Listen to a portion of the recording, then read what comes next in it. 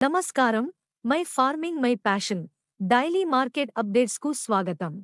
బొబ్బర్లు దేశవ్యాప్తంగా అన్ని రాష్ట్రాలలో బొబ్బర్ల వినియోగం ఏటికేడు వృద్ధి నమోదవుతున్నది. తద్వారా విదేశాల నుండి సరుకు దిగుమతి అవుతున్నప్పటికీ ధరలు ప్రభావితం కావడం లేదు.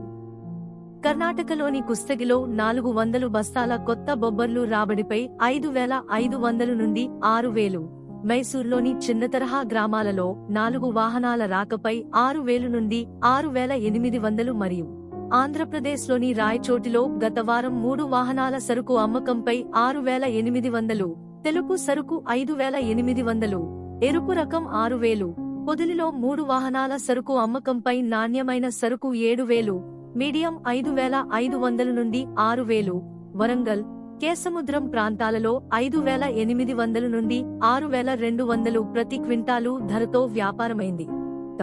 ఇలాంటి మరిన్ని అప్డేట్స్ కోసం వాచ్ చేస్తూనే ఉండండి టీవీ7.